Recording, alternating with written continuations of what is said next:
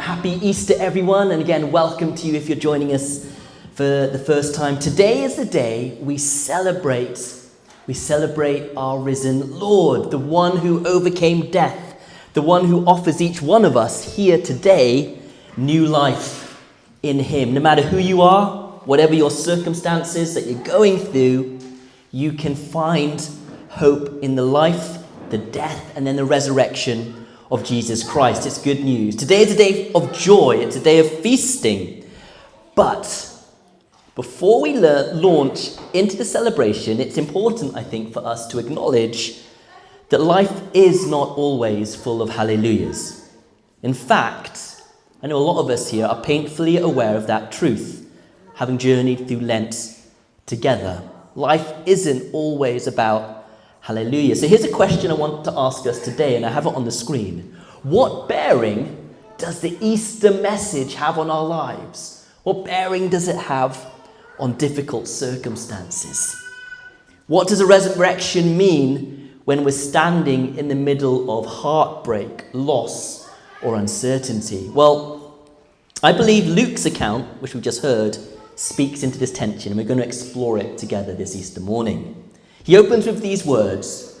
Next slide. On the first day of the week, at early dawn. Now, this is quite interesting, isn't it? They've just had the Sabbath, and it's not been a restful one. It's been one full of silence, a long, dark pause. The sun has set on Jesus, their teacher, their healer, their hope. Right? This is a time when all of their hopes and aspirations were seemingly destroyed, shattered, when Jesus was taken away and crucified.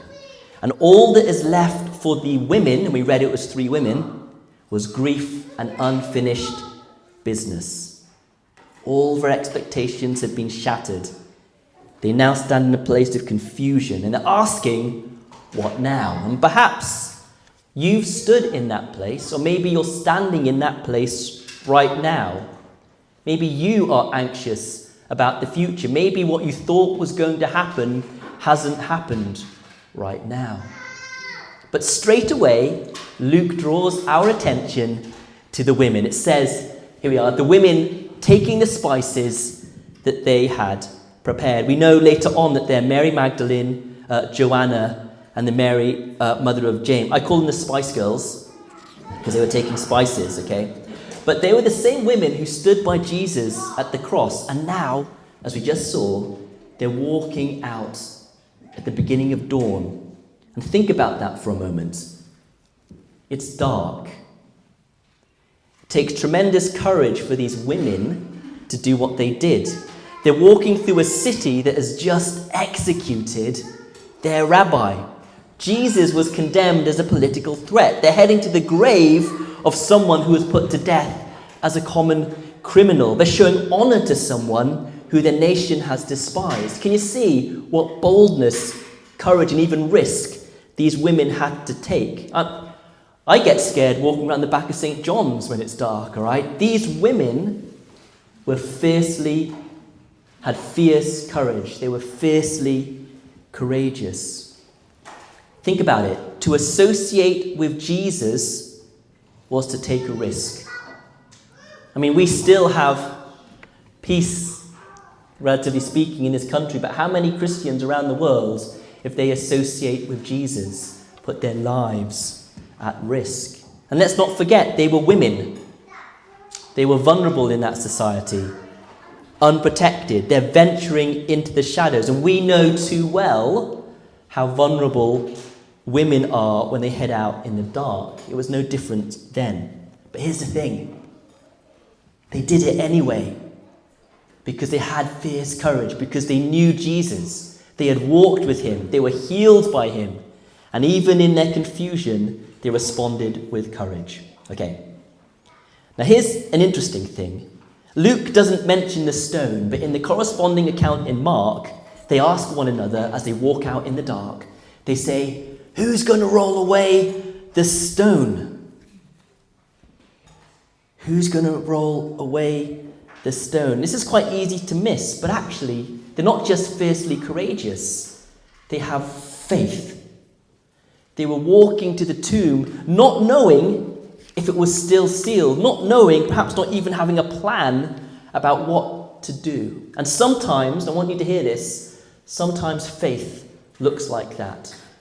Sometimes faith looks like walking into the unknown, walking into the mystery, not knowing how pieces will fit together, but trusting enough to take the next step. Maybe you need just enough faith right now to take a next step.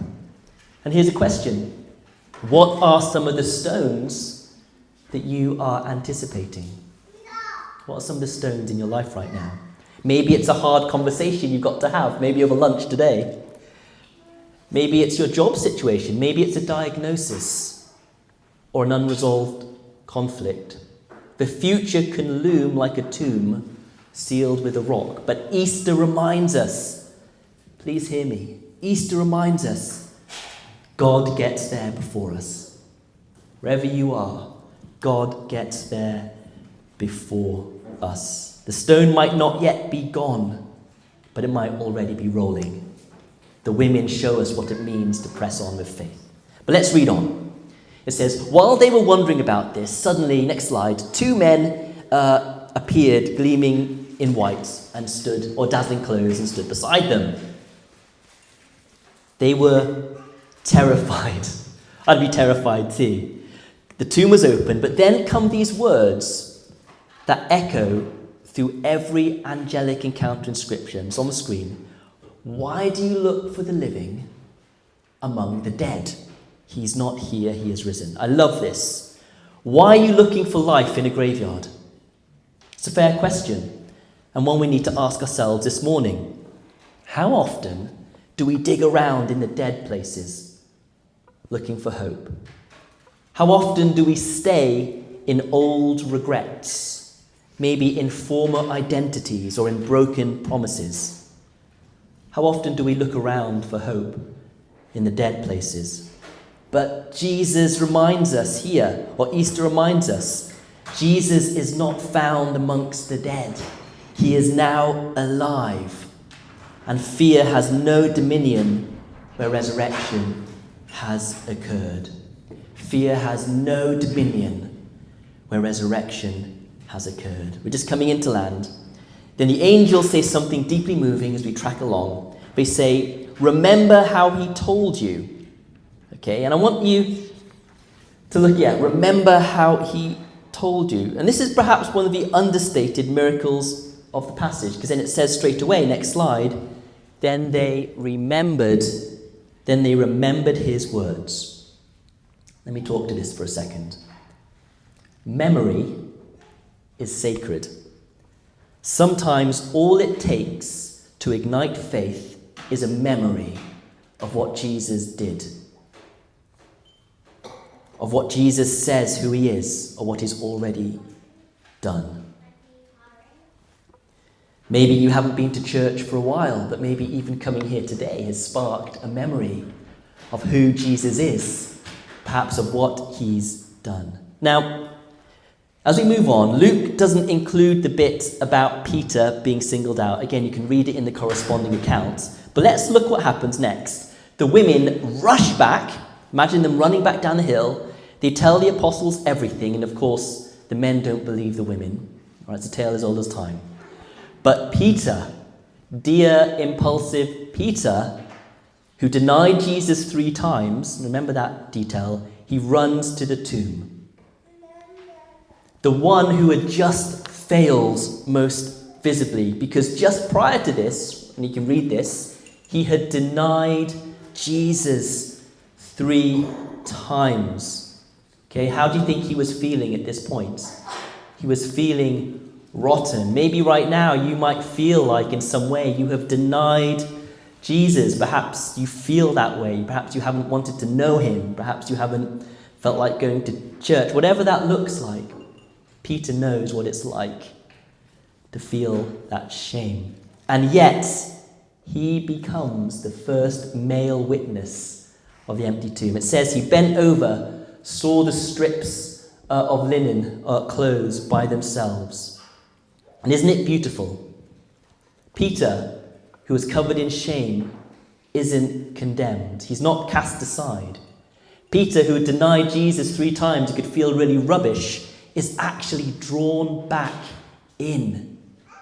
And that's what Easter does. It draws our failure back into the fold.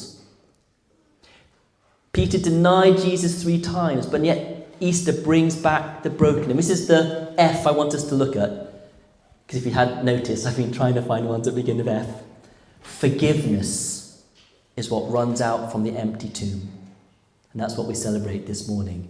Maybe that's something you need to hear today. Maybe you are deeply feeling that actually I just need some forgiveness in my life. Well, here at the empty tomb, forgiveness is freely given. So let's come back to our opening question. What bearing does the Easter message have on difficult circumstances? Well, I think our passage gives us some compelling answers. When we come to the empty tomb of Jesus, number 1, we are reminded, next slide, of the fierce courage that it can bring us. If you're looking for courage today, look to the empty tomb. Number 2, we are called to faith, to keep walking even when the path is unclear. We're invited to give God our fears. Remember that question, why do you look for the living amongst the dead? This is a morning where you can bring your fear, you can hold it, and hold it before God to reframe our outlook.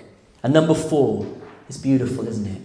Each one of us, wherever we're from, whoever we are offered forgiveness like Peter was. Welcomed not with rebuke, but with resurrection. But in closing, let me give us one final F. And that's this. Jesus offers each one of us a future. Not just someday, not just in eternity, although he does, but starting today. Resurrection is not just about the afterlife, it's about new life now. This is why I think this cross is so beautiful. It represents new life now. And I want to leave you with that one promise, and it's said by the prophet Jeremiah. This is a lovely verse, if you just want to hold on to this one. It says, "For I know the plans I have for you, declares the Lord, plans to prosper you and not to harm you. Plans to give you hope." Maybe that's what you need to hear this morning. Plans to give you hope and a future. The empty tomb. Christ is risen, and he's risen indeed. Hallelujah.